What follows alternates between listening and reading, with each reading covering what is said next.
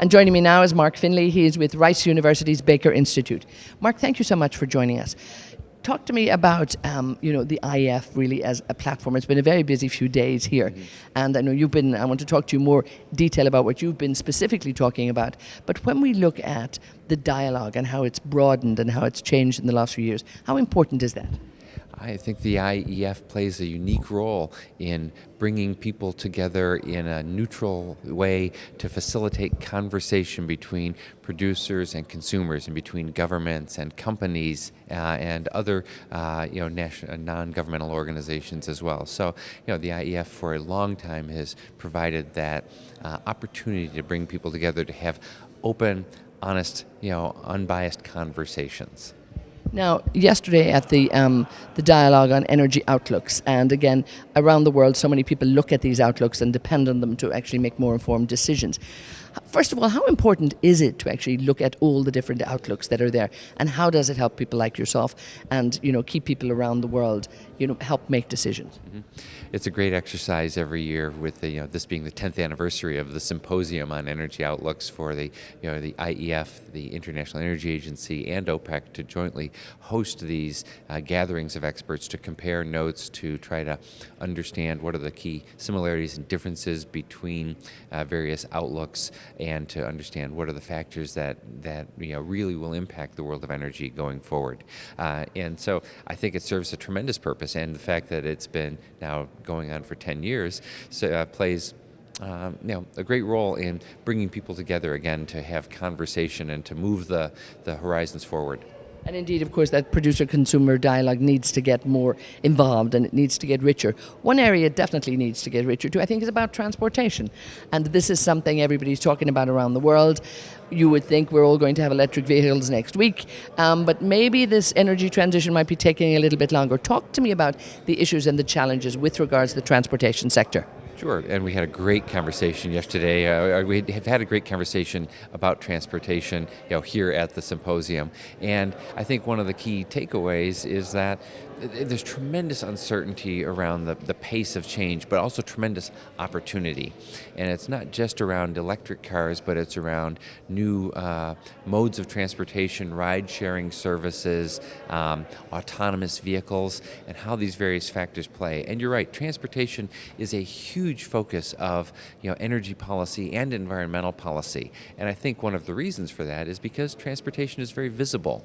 It's people can relate to the energy that's used in their vehicles because it's something that you see around you every day. And of course, when we look at emissions and we look at the environment and making sure that we have a cleaner environment, transportation often being one of the problems. So it is about also finding a solution and making sure that transportation actually becomes part of the solution, because I think it's something that everybody will need, and more people are moving to the city. So I suppose you also look at the demographics and the shift in population, from country to country, rural to urban. Well, there's tremendous complexity, and that's what makes it endlessly fascinating. There's very strong patterns around the world that as people become richer, they have more access to transportation. People buy more cars as they get to afford them. And so, we in the United States and Europe kind of take a lot of this for granted, but a lot of the world still aspires to the quality of life and the access to transportation that many of us take for granted. And I think the key challenge is, how do we, afford them the opportunity to access the transportation that we take for granted, while at the same time doing so in a sustainable fashion. And it's not even getting richer, I suppose, in a way. It's just having more disposable income, having a little bit more, because it's about getting their family to school, it's about going to work. I mean, we forget, as you said, yes, we take it for granted, but so many areas in the world are actually probably hindered because of lack of good transportation. On the whole transportation, we also have to look at jet fuel. We have to look at, and there are areas perhaps that fossil fuel will still be the key provider. We can understand in many of the cities, electric cars, electric buses, natural gas, all of that, hydrogen even. But where are the areas that hydrogen or that fossil fuel will still play a role for the time to come? Well, that's a great question, and we'll have to figure that out as we go ahead. I mean, the uncertainties are tremendous, and I think that that's one of the highlights of the conversation that we're having here is that the range of possible outcomes is very large, and it will depend critically on not only future policy, but how technology evolves. And so I think that there is potential for example, oil to continue to play a role if we can also figure out how to do carbon capture.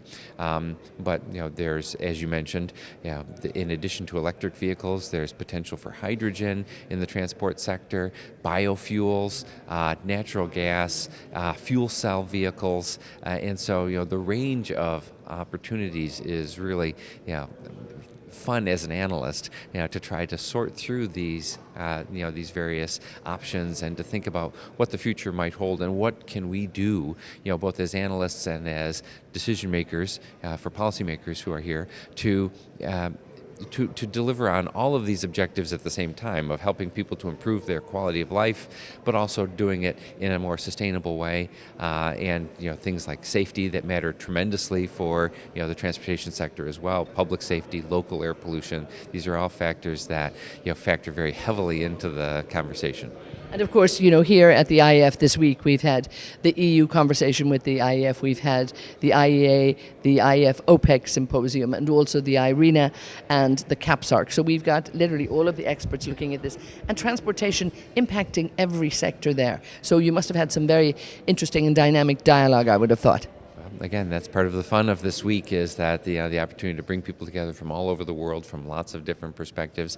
I do think you raise a good point, which is the broadening of the dialogue to include the International Renewable Energy Agency, and to begin to build out. It's not just about oil and gas. That we need to acknowledge that this energy system is much more diverse and that we want it to become so. And so the ability of the IEF to bring people together from lots of different portions of the energy spectrum to work on these issues is part of the value of the conversations we're having here this week.